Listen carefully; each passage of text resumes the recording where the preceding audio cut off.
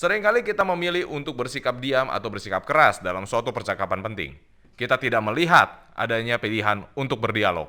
Micast kali ini akan membahas tentang komunikasi penting di saat yang genting. Hai semuanya, balik lagi di Micast, Mayora Podcast, tempat Anda dapat belajar kapanpun, dimanapun tentunya dengan orang-orang yang ahli di bidangnya. Dan topik kita pada hari ini adalah tentang komunikasi penting di saat yang genting. Dan sudah kita undang dari tim training corporate, Bapak Aryuda. Selamat datang Pak Aryuda. Thank you Pak Agung. Oke, pertama kali di Micast ya Pak ya? Yes. Siapa ini tahu nanti pertama kita kali. bisa join-join untuk topik berikutnya. Oke. Pak Ari, hari ini kita mau ngomongin topiknya itu tentang komunikasi penting di saat yang genting. Tadi di opening sudah disampaikan bahwa kita itu kadang memilih untuk bersikap diam atau Oke. bersikap keras dalam satu komunikasi yang penting. Iya. Mungkin boleh dijelasin dulu Pak, komunikasi penting yang biasanya kita hadepin itu komunikasi penting yang seperti apa? Oke. Terima kasih Pak Agung dan teman-teman di Mayora. Pak Agung bayangin ketika Pak Agung kecil. Oke. Mungkin usia kelas 1 SD ya, 7 1 SD. atau 6 tahun. Ya, 6-7 tahun. Bayangkan ketika Pak Agung punya keinginan sesuatu, pengen memiliki sesuatu, entah pengen beli sesuatu dan itu tidak diizinkan oleh orang tua. Apa yang Pak Agung lakukan supaya kemudian dituruti?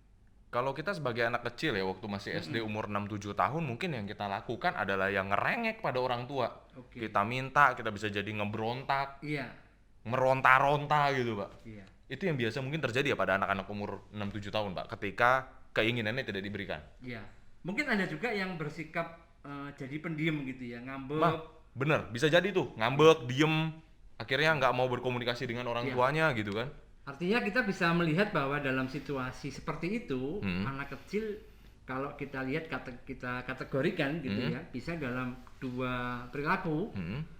Ngambeknya ngambek yang diem, diem mungkin merajuk, masuk ke kamar nangis gitu. Ya, menyendiri. Atau yang kemudian reaksinya marahnya itu marah yang agresif gitu ya. Marah Meledak-ledak. yang agresif, yang berteriak-teriak, kemudian melempar, membanting sesuatu, Betul. supaya kemudian dituruti. Nah, kalau kita tidak sadari situasi yang kita lakukan ketika kecil, itu bisa kemudian terbawa ketika kita dewasa. Tapi masa gini Pak, maksudnya kita kan mengalami proses pendewasaan. Sehingga biasanya harusnya nih, itu hal-hal seperti itu tidak terjadi lagi pada orang dewasa. Iya. Ada orang mengatakan bahwa menjadi tua itu pasti, Ya, tapi menjadi dewasa itu adalah Belum tentu. sebuah pilihan. Artinya kalau kita tidak menyadari, kalau kita paham dalam konteks teori perilaku gitu ya, kan 80% dipengaruhi oleh lingkungan. oke. Perilaku kita itu dipengaruhi oleh lingkungan. Artinya kalau kita tidak menyadari siapa kita, tidak menyadari pola kebiasaan kita, kalau kita coba melihat jangan-jangan pola perilaku saya ketika menghadapi situasi seperti ketika kecil tadi itu mirip dengan Oke. situasi kita di masa kecil. Oke, jadi ada momentum-momentum di mana misalnya nih ya, kita ketika sudah dewasa seperti ini, menghadapi situasi yang penting, situasi yang menurut kita mungkin itu adalah situasi yang tidak nyaman, bisa jadi reaksi kita ketika masih kecil keluar pada saat itu. Iya, betul. Oke. Dan tadi ya 80% itu dipengaruhi oleh lingkungan. Dipengaruhi oleh lingkungan. Oke. Nah, Kemudian nyambung dengan penjelasan topik kita hari ini, penting di saat genting. Situasi penting dalam konteks komunikasi, kita berhadapan dengan orang lain, kita meeting, kita diskusi dengan tim, atau kita membahas sesuatu dengan orang lain. Situasi itu bisa menjadi situasi yang genting gitu ya, situasi yang momen yang begitu penting. Kalau ada situasinya ada 3. apa aja tuh Pak Ari? Ada 3. Satu, yang pasti ada perbedaan pendapat. Ketika terjadi perbedaan pendapat. Ya, Oke. aku merasa bahwa saya dengan teman saya dengan divisi lain, saya dengan orang lain punya perbedaan pendapat. Oke. Oke, kemudian yang kedua, ada emosi yang kuat. Ada emosi yang kuat. Ada emosi yang kuat yang mempengaruhi kita pada situasi tersebut. Contohnya Pak Ari? Emosi itu kan banyak. Bisa marah, bisa sedih, bisa seneng, bisa apapun lah Iya. situasinya. Nah, kemudian emosional itu mempengaruhi situasi. Oke. kita bisa bayangkan kalau dalam situasi perdebatan kemudian bercampur dengan emosi. Apalagi kalau emosi itu kemudian dikaitkan dengan orang di depan kita. Mungkin kita punya pengalaman mengecewakan, mungkin sebelumnya pernah punya konflik, sebelumnya pernah punya masalah. Nah, itu yang bisa kemudian menyebabkan situasinya menjadi situasi yang tidak biasa, situasi perdebatan yang nggak biasa gitu. Oke, kalau saya mau kaitin dengan yang tadi Pak Hari bilang di awal ya, bahwa kadang reaksi kita ketika masih kecil itu yang bisa jadi keluar ketika dalam situasi penting seperti itu. Sebutlah tadi misalnya, dalam situasi penting kita lagi ada perbedaan pendapat, muncul emosi, anak yang tadinya meronta-ronta atau ngelempar barang bisa jadi pada saat itu udah dewasa ngelempar barang juga. Iya. Itu yang muncul. Situasinya menjadi situasi kembali ke masa kecilnya. Masa kecil kita. Ada copy paste situasi yang kemudian itu bisa keluar dalam situasi yang demikian. Dan biasanya itu tidak disadari. Iya. Oke. Karena dalam situasi emosional, orang bisa melakukan apa ya? Kegiatan, melakukan suatu respon yang di luar nalar gitu. Karena kan dalam konteksnya dalam situasi emosi. Itu yang biasa orang mungkin sebut dengan khilaf ya, Pak ya. Iya. Karena penyesalan bertindak jadi di belakang gitu. Kalau di depan bukan penyesalan kan. Pendaftaran. Nah, makanya kalau misalnya orang ini bertindak secara khilaf itu kan ya udah dia melakukan begitu aja tiba-tiba, nggak pakai nalar. Iya. Dan dia nggak sadar melakukan itu. Yes. Oke, itu tadi yang kedua. Oke. Bercampur dengan emosi. Yang ketiga, Pak. Yang ketiga karena ada faktor resiko. Resiko. Ada resiko gimana? Atas keputusan, atas hal yang sedang kita bicarakan.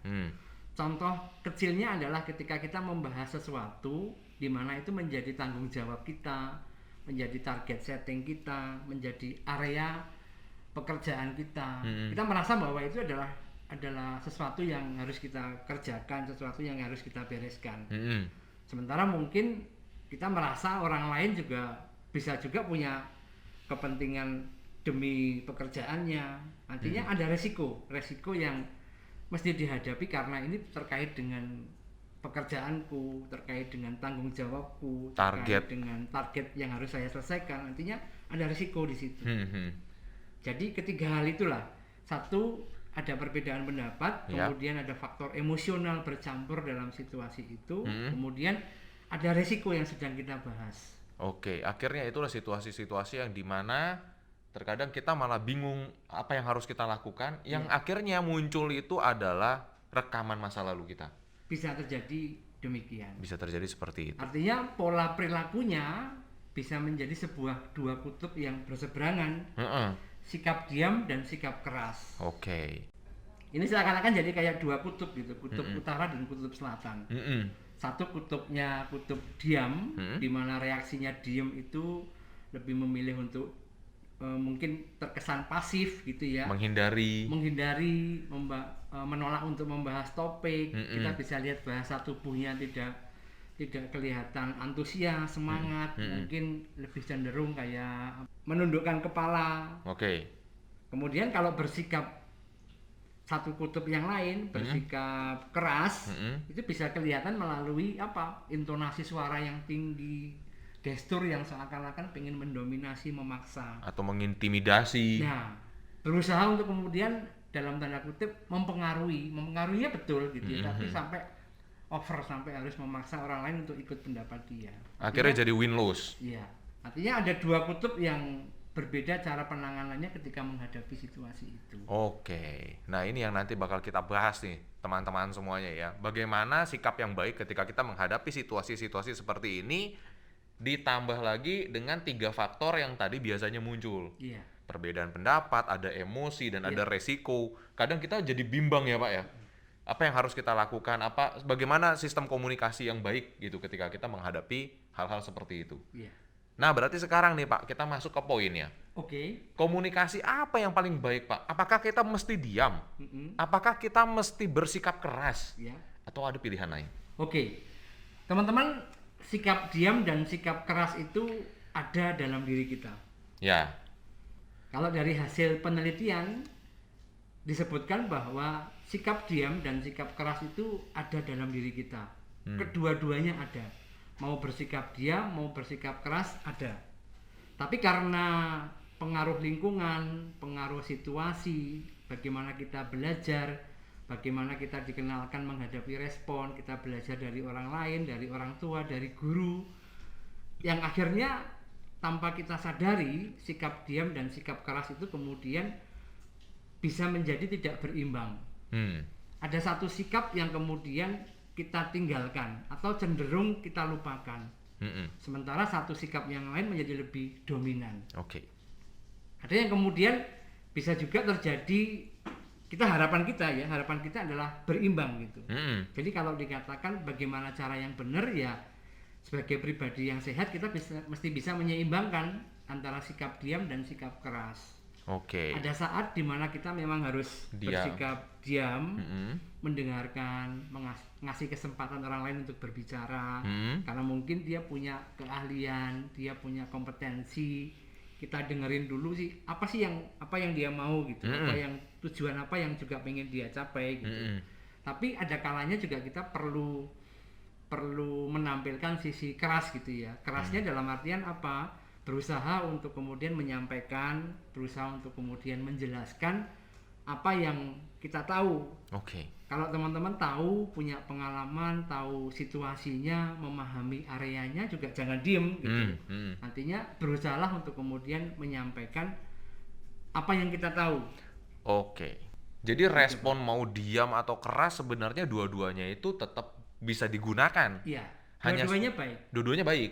Hanya baik. saja pada situasi yang seperti apa. Konteksnya bagaimana. Jadi teman-teman tadi sudah disampaikan oleh Pak Aryuda ya. Terkadang kita boleh loh bersikap untuk diam jika orang yang menjadi lawan bicaranya kita itu memang sudah lebih ahli di bidangnya, punya data, punya fakta, punya pengalaman. Dan kadang kita juga butuh mendengarkan sudut pandang orang lain seperti apa, supaya kita juga paham secara keseluruhan itu bagaimana. Betul. Tapi nggak selalu diam. Kadang mesti ngomong juga nih. Bersikap keras dalam tanda kutip itu adalah berani berpendapat. Konteksnya ke situ supaya kemudian informasi kita bisa sampaikan clear, jadi sama-sama clear gitu kan ya Pak. Nah ini Pak, masalahnya kan nggak semua orang berani mengutarakan pendapatnya. Mungkin saya bilang ya, mungkin orang akan cenderung lebih baik diam dan menghindari masalah tersebut. Ya meskipun ada beberapa orang yang konfront dengan cara keras seperti itu, berani nge-counter gitu kan dengan argumennya dia, meskipun orang yang ada di depannya adalah mungkin orang yang lebih ahli tadi. Nah terus bagaimana Pak kita mengontrol diri itu? Kan ngontrolin diri ketika sisi emosi itu sedang keluar kan susah banget Pak. Itu gimana? Jadi langkah pertamanya teman-teman yang perlu teman-teman sadari adalah satu, pahami dulu. Saya tipikal seperti apa? Saya berada pada zona yang mana gitu ya? Apakah saya pribadi yang memilih bersikap diam dalam banyak situasi? Ataukah saya adalah pribadi yang bersikap keras dalam banyak situasi? Artinya kita coba kenali diri kita dulu. Bagaimana caranya Pak kita mengenali diri? Karena pasti banyak nih teman-teman yang mempertanyakan kayak gimana caranya gue tahu diri gue sendiri? Mungkin orang lain yang harus menilai. Satu caranya adalah dengan berkomunikasi dengan orang lain. Berkomunikasi dengan orang lain. Semakin banyak komunikasi, kita akan semakin mengenal diri kita seperti apa. Maksudnya itu? Betul. Artinya kita butuh feedback, butuh masukan dari orang lain. Gitu ya. Kemudian juga seperti pertanyaan saya di awal, coba teman-teman pelajari dulu. Teman-teman lihat dulu ke masa kecil gitu, ke dalam situasi di mana kita kalau punya pengen sesuatu, kita punya keinginan sesuatu, kemudian itu tidak dituruti, apa sih reaksi yang muncul gitu? Reaksi munculnya yang dominan kelihatan itu apa? Itu gambaran, jangan-jangan itu memang gambaran diri kita. Kemudian cross check lah dengan lingkungan terdekat gitu ya. Dengan rank satunya kita dulu sementara. Mungkin bisa dengan orang tua, mungkin bisa dengan pasangan, mungkin bisa dengan saudara, mungkin bisa juga dengan rekan sekerja yang memang kita tahu betul dan sudah mengenal mereka gitu. Itu yang bisa kita lakukan dulu. Setelah kita mengenal diri kita nih Pak, akhirnya kita mencari tahu dan dapat ya ternyata saya ada di kutub antara diam atau keras. Lalu apa yang harus dilakukan? Setelah kita tahu kita yang seperti apa gitu ya, langkah kedua adalah ketika memulai pembicaraan, ketika misalkan dapat undangan meeting, misalkan ada momen di mana teman-teman harus berdiskusi dengan orang lain gitu ya. Satu, awali percakapan itu dengan niat baik. Awali percakapan dengan niat baik, apapun kondisinya. Apapun kondisinya. Oke. Saya dapat undangan meeting nih, undangan meeting mingguan, undangan meeting bulanan gitu ya. Ya. Artinya kita mesti mengawali datang ke meeting itu dengan niat baik. Oke. Niat baik itu adalah niat bahwa dalam meeting ini kita pengen sama-sama cari solusi. Dalam situasi meeting ini kita sama-sama pengen cari jalan keluar. Sama-sama pengen apa? Pengen mendapatkan solusi terbaik yang bisa mengakomodasi, yang memungkinkan semua orang kemudian jadi win-win solution buat semua orang, buat teman-teman mungkin di area divisi lain yang berbeda dengan kita. Artinya kalau kita mengawali meeting, mengawali diskusi dengan niat baik, kita kan jadi punya positive thinking. Bayangkan atau bandingkan kalau kita sudah masuk ke ruang meeting dengan niat jelek, dengan situasi apa ya, negatif, ada bayangan hitam seakan-akan dalam benak kita, ya kita tidak lagi melihat permasalahan, tidak lagi melihat pendapat orang lain dari sudut pandang yang objektif gitu. Akhirnya ya cenderung kita akan nge-push keinginan kita, nge-push emosi kita, berusaha menang, mengalahkan orang lain, dan akhirnya itu yang jadi membuat komunikasinya malah jadi gak bagus ya Pak. Dan itu sebenarnya nggak cuma dalam lingkungan pekerjaan ya Pak. Misalnya kita ngambil contoh sehari-hari dalam lingkungan perumahan lah, rumah tangga misalnya, gitu ya. Ya terkadang kalau misalnya nih ya Pak, ada anggota keluarga kita yang datang, sepupu lah misalnya datang, padahal dia belum ngapa-ngapain, kita udah punya mindset jelek. Betul. Mau ngutang nih pasti nih, misalnya gitu. Ya itu niat jelek tuh. Itu pasti komunikasinya bakalan nggak baik tuh. Tapi seakan-akan yang dia lakukan sepupu tadi bisa, persepsi kita bisa jadi negatif. Apapun yang dia lakukan akan kelihatan salah di mata kita. Padahal dia datang bawa makanan, tapi pasti langsung kita mikir lagi, pasti ini sogokan nih. Ada apaan nih gitu. Pinjam duit. Ya, akhirnya itu yang biasanya terjadi gitu kan Pak ya. Termasuk juga ketika tadi di meeting gitu kan. Orang belum ngapa-ngapain, kita datang dengan niat jelek, atau kita punya persepsi jelek terhadap orang lain, ya itu akan mempengaruhi gaya komunikasi kita ketika meeting itu berlangsung. Jadi teman-teman, nomor 1 adalah awali dengan niat baik. Betul. Awali dengan niat baik. Ya, awali dengan niat baik. Yang kedua Pak Ari. Yang kedua, setelah mengawali dengan niat baik, yang kedua teman-teman adalah tetaplah berusaha dalam situasi dialog. Apapun emosi yang teman-teman rasakan.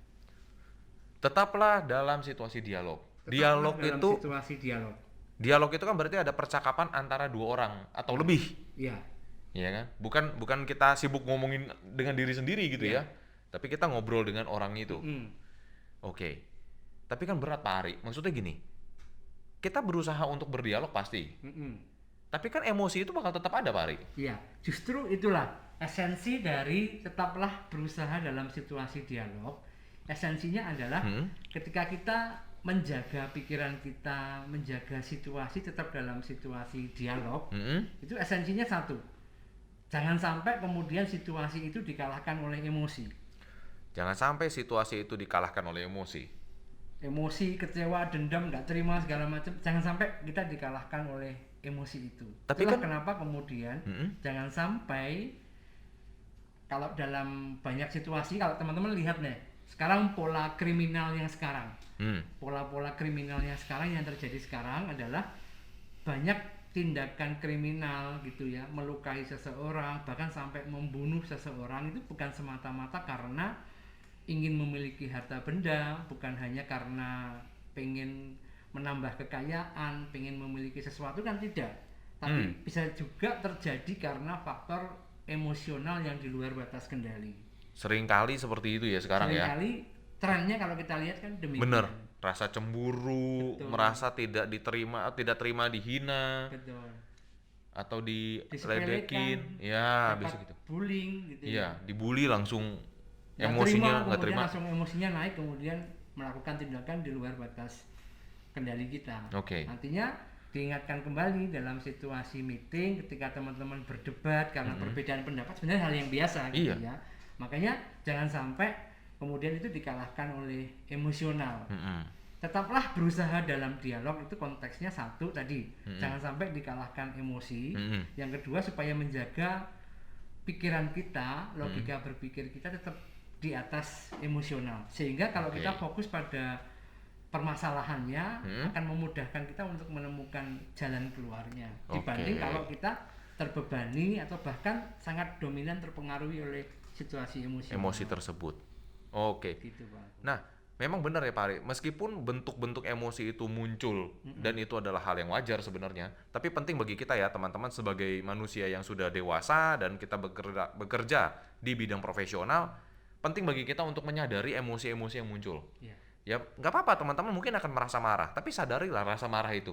Oke, ini marah, tapi jangan sampai diluapkan. Iya, marah hal yang biasa. Wajar, ya kan? Jangan sampai marah itu mengalahkan logika berpikir kita, jangan sampai kita dikendalikan oleh kemarahan kita. Oke, ya jangan sampai kan, makanya kita sadari dan kita coba kontrol. Yang penting posisinya tadi, syarat nomor 2, tetaplah dalam situasi berdialog. Oke, nah ini kan kalau udah ngobrolin tanpa emosi lebih enak ya Pak? Enak. Karena orang itu bakal lebih ke sumber solusinya itu apa, bukan masalahnya pada siapa. Betul. Apalagi kita awali dengan niat baik. Niat yang baik. Ya itu tadi ya, makanya penting mengawali dengan niat baik seperti itu, supaya nanti ketika berdialog pun itu nggak ada campur baur emosi seperti itu gitu ya. Oke. Yang ketiga Pak Ari? Yang ketiga dalam konteks komunikasi, teman-teman, kita mesti paham tentang bahasa nonverbal. Nonverbal. Dalam konteks berkomunikasi dengan orang lain, perhatikan sisi nonverbal. Bahasa tubuh, ekspresi wajah, gestur, tatapan mata gitu ya. Itu penting buat kita perhatikan. Oke, kenapa? Kenapa penting? Karena dalam konteks komunikasi, kalau kita pelajari bahwa bahasa tubuh atau kita mengenal istilah nonverbal, itu jauh lebih jujur kan? Ya. Jauh lebih akurat dibanding komunikasi yang secara verbal atau secara lewat lisan gitu. Ya, menurut Meha Brian kan 55% pesan itu disampaikan melalui bahasa tubuh malah. 37% melalui intonasi dan sisanya baru melalui kata-kata. Artinya powernya kata-kata tuh sebenarnya atau verbal tadi itu kecil sebenarnya Pak ya. Yang paling besar adalah gestur tadi. Betul. Makanya kita perlu perhatikan bahasa tubuh lawan bicara kita. Tadi penjelasan saya di awal ada 2 kutub. Ya. Sikap pasif atau sikap diam, kemudian ada sikap agresif atau sikap keras. Gitu ya. Nah, masing-masing 2 kutub ini teman-teman membentuk zona nyamannya. Oke, jadi 2 kutub ini sebenarnya belum tentu mendominasi satu sama lain, tapi ada zona nyaman masing-masing. Ada zona nyamannya. Kalau kita nggak sadari gitu ya. Ingat bahwa manusia ini adalah makhluk kebiasaan. Kalau kita nggak sadari, jangan-jangan selama ini aku terlalu lama mendiami kutub sikap diam. Dari kecil tadi. Atau jangan-jangan aku berada pada kutub sikap keras. Juga karena pengaruh dari situasi masa kecilku. Nah, artinya teman-teman, kenapa kemudian di poin yang ketiga mengamati bahasa tubuh ini penting untuk supaya kita bisa membantu mengenali situasi lawan bicara kita, situasi teman, situasi orang yang sedang berbicara dengan kita. Anda bisa melihat bahasa tubuh yang nyaman atau tidak gitu ya. Bahasa tubuh yang mulai bersikap agresif atau bahasa tubuh yang mulai bersikap diam, acuh tak acuh, kan kita bisa melihat melalui bahasa tubuhnya. Nah, ketika perubahan itu terjadi, yang dia awalnya biasa ngobrolnya, intonasinya biasa, kemudian tiba-tiba berubah ngegas nih, kok intonasinya tinggi ya, kok tatapan matanya udah mulai gak enak nih ngeliat kita. Nah, artinya zona nyamannya sudah mulai kita usik. Artinya yang bersangkutan, teman kita ini mungkin sudah mulai tidak nyaman dengan topik pembicaraan, dengan situasi yang sedang terjadi. Nah, kalau situasi perubahan ini terjadi, teman-teman, artinya kita perlu mengambil satu langkah. Artinya mungkin bisa break dulu, mungkin kita bisa turunkan tensinya dulu, atau teman-teman bisa ajak dia buat guyonan, atau ajak ngomongin bahasan topik yang lain gitu. Topik yang mungkin disukai gitu ya. Sambil kita mungkin perlu minta maaf kalau misalkan ada perkataan yang salah gitu. Sorry, salah. maksud saya nggak demikian. Artinya kita perlu mengenali situasi itu, Pak Agung. Atau kalau misalnya udah mulai muncul gestur yang tidak menyenangkan tadi, ya kita nyatakan bahwa sorry ini bukan untuk menyinggung kamu ya. Iya. Kita perlu lakukan itu. Karena kita melihat ada perubahan situasi, perubahan zona nyaman yang dirasakan oleh teman kita. Nah ini jadi pentingnya teman-teman, kita juga mesti peka terhadap bahasa tubuh yang dikeluarkan gitu ya oleh teman kita tuh tadi gitu ya. Ketika situasinya sudah mulai nggak enak, ya boleh deh teman-teman nyatakan untuk permintaan maaf atau mungkin mengganti dengan topik yang lebih menyenangkan atau lebih ringan. Iya. Anda boleh mengklarifikasi. Atau mengklarifikasi. Kemudian misalkan terjadi miskomunikasi, Anda perlu melihat situasi itu bagaimana berlangsung supaya kemudian kembali lebih rileks, kembali ke nyaman. situasi dialog. Iya. Lebih nyaman orang kemudian dalam konteks berdialog tadi. Nah Pak Ari, setelah kita tadi melihat ya bahwa dalam menangani situasi penting seperti ini, satu, kita mesti awali dengan niat baik. Ya. Dua, kita itu mesti bisa mengontrol emosi kita. Ya kan? Yang ketiga, itu kita mesti mengamati bahasa tubuh. Mengamati bahasa tubuh. Ya, mengamati bahasa tubuh lawan kita tadi ya. Lawan bicara kita. Setelah itu Pak Ari, yang keempat, ini yang terakhir nih. Yang terakhir adalah rencanakan tujuan bersama. Merencanakan tujuan bersama? Iya. Artinya setelah kita berdialog, misalnya dialognya tadi udah mulai enak gitu, kita tentukan nih, setelah kita ngobrol, kita udah saling mengemukakan pendapat satu sama lain, what to do next? Yes. Gitu. Artinya orientasinya adalah demi tujuan bersama gitu kan. Bukan hanya saya atau kamu. Tapi tujuan buat kita apa gitu. Supaya kemudian masing-masing kepentingan, masing-masing kebutuhan itu teman-teman bisa diakomodasi. Kalau jadi win-win solution, artinya kan semua kepentingan dimungkinkan untuk dicapai bersama dengan situasi tersebut. Gitu Pak Agung.